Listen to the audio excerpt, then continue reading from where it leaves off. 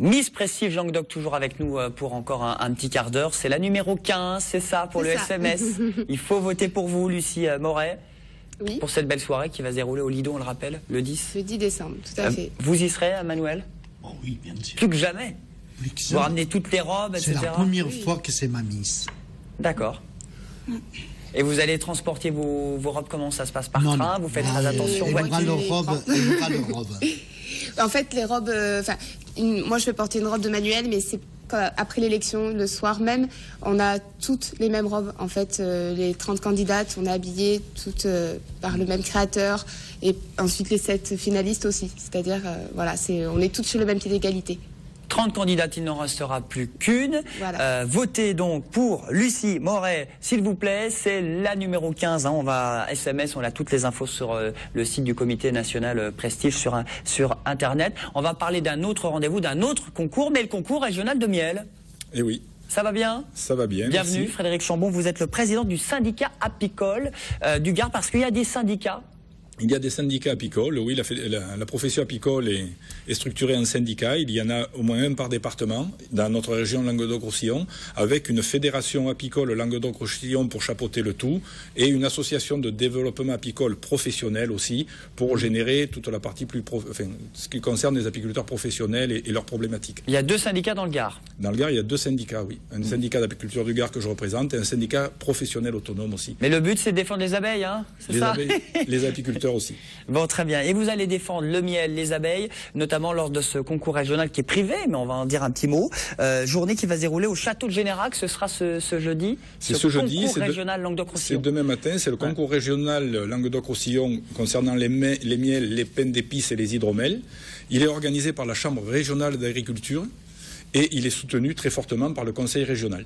Avec son label Sud de France. Avec son label Sud de France notamment, qui assure surtout la promotion des produits qui vont être primés demain. Alors, il y a combien d'apiculteurs qui participent au concours? Parce que rien que dans le Gard, je crois qu'il y a 800 apiculteurs. Voilà, sur la région cette année, donc ce sont des apiculteurs volontaires pour participer à ce concours. Je vous dirai tout à l'heure pourquoi ils y participent. Ils sont une cinquantaine, il y a 131 produits qui vont être départagés par 50 dégustateurs. Alors, qui sont les dégustateurs, justement? Est-ce que Lucie, comme une Miss, peut participer, ou c'est vraiment des professionnels du miel? Je ne sais pas si ça existe, mais... Non, ce sont des gens qui ont quand même été formés à une analyse sensorielle et aux techniques de la dégustation. Donc, il faut être capable de juger des miels dans certaines catégories. Voilà, ce qui est... Bon, il y a quand même aussi des néophytes qui peuvent... Enfin, si vous voulez, dans un jury, il y a 3 personnes au minimum, dont au moins 2 sont capables de déterminer les qualités, de reconnaître un miel de châtaignier ou un miel de garrigue ou un miel de lavande. Aurélie, vous adorez le miel? Oui, j'aime beaucoup le miel. Et donc, vous présentez plusieurs produits, donc plusieurs miels en fonction des différentes fleurs, châtaignier ou... Ce sont des catégories, oui. Les miels sont regroupés en catégories. Donc, selon la spécificité, c'est-à-dire soit des miels monofloraux, donc comme le châtaignier, comme le lavande, soit des miels polyfloraux, style miel de garrigue ou miel de montagne. Et encore les pains, donc c'est ça. Et le pain d'épices, alors vous avez pain d'épices nature, pain d'épices avec des fruits. Voilà. D'accord. Et là, c'est comme le concours Miss National, il ne restera pas qu'une, mais il restera les 3 meilleurs miels. Alors, Sud il de restera France, à la fin, 3 il en miels restera dans chaque 3. catégorie, c'est-à-dire environ une trentaine de produits qui vont être primés. Chaque année, il y a 30 produits qui sont primés, oui, qui reçoivent donc une médaille soit d'or, soit d'argent, soit de bronze, et ce qui leur permet de bénéficier donc de la promotion du Sud de France par l'intermédiaire donc de la région Languedoc-Roussillon. Ça permet de faire des affaires et Mais ça permet aux producteurs qui 85% des producteurs, je dirais, professionnels, qui ont plus de 150 ruches, vendent leur miel dans un circuit court. Actuellement, notre problème, c'est plus de produire du miel que de le vendre. Mais néanmoins, le fait de participer à ce concours, on rentre dans une démarche de qualité des miels. C'est pour une amélioration de la qualité. C'est ce que recherche le producteur qui va participer à ce concours. Et le fait d'être récompensé, notamment par une médaille d'or, prouve vraiment la qualité intrinsèque de son produit. Lynn, vous aimez le miel? Oui. Oui, plus que jamais? Oui. Quand on dit miel en occitan? Écoutez, je n'ai pas le privilège de parler couramment l'occitan, donc ça va être difficile pour moi.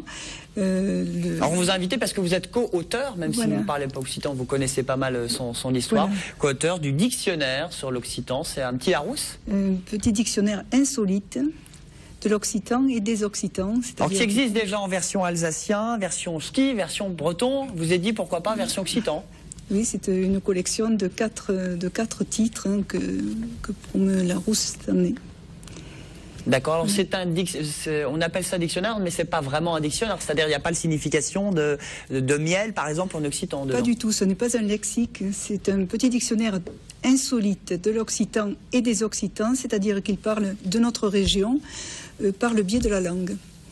Alors, qui parle encore occitan dans notre région par rapport aux langues où c'est, je ne sais pas, le basque ou le breton ou le corse qui est plus imprégné?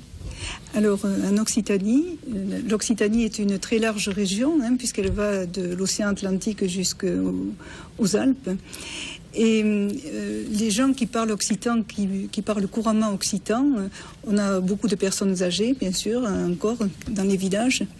Et puis, c'est une langue qui est encore apprise à l'université, dans les écoles, les calendrettes, enfin, toutes sortes d'écoles qui enseignent l'occitan. De la maternelle à la fac. Voilà, c'est ce qu'on dit. Et puis, il y a aussi des élèves qui le prennent en option dans les collèges aussi. C'est une langue qui reste vivante un petit peu dans des cercles plus fermés, mais qui est bien vivante dans notre langage actuel, puisque notre langue méridionale est très inspirée de l'occitan. Et quelquefois, les gens qui tendent l'oreille et qui ne savent pas pour quelle raison nous employons telle ou telle expression, eh bien c'est parce qu'elle est dérivée directement de l'occitan. Comme le faire tomber la chemise, c'est pas ça? Oui. Ben non, c'est tomber la chemise. Tomber la chemise. Tomber la chemise, ça veut dire ôter la chemise, enlever la chemise. Et c'est vrai que c'est une expression qui est typiquement méridionale et qui vient de l'occitan directement. C'est la traduction de l'occitan. Alors dedans, on apprend toute l'histoire sur notre région. Oui, un beau petit cadeau aussi pour les fêtes, pour tous les passionnés d'occitan, oui, pour ceux qui veulent apprendre l'occitan. Ça a été l'intention de l'éditeur, c'était de présenter une région à travers des mots, puisque voilà, ce sont des mots qui font le lien, mais il y a aussi des personnages célèbres, il y a des lieux célèbres, il y a des recettes culinaires, il y a toutes sortes de choses qui sont spécifiques à l'Occitanie et qui sont rassemblées de manière ludique dans ce petit dictionnaire. Voilà pour le petit Larousse, l'Occitan version dictionnaire. Aline, merci beaucoup d'être venue sur ce plateau. Vive le miel, merci beaucoup aussi.